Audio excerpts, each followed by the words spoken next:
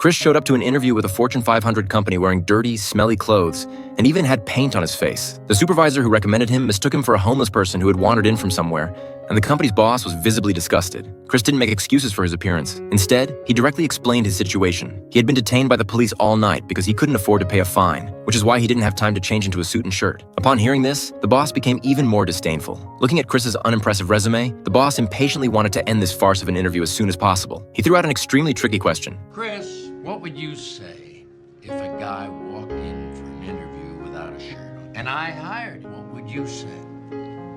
He must have had on some really nice pants. Amid the snickering crowd, Chris found himself doubting his own abilities. However, in the elevator, the HR manager stopped him and congratulated him on passing the interview. He would be hired as an intern. Faced with this hard-earned opportunity, Chris hesitated. He hadn't expected that the 6-month internship would be unpaid, and only 1 out of the 20 interns would be offered a permanent position. At this point, he was struggling just to make ends meet and couldn't afford to take such a gamble. But the manager encouraged him to seize this chance to turn his life around and requested a response by that evening. Chris knew that accepting the internship would mean 6 months without any source of income. The only hope for his family's survival rested on the 6 scanners he had left. He would need to sell 1 each month just to have a chance of staying afloat. Due to copyright issues, I can only share this part of the story with you. If you're interested, you can check out the original movie, The Pursuit of Happiness.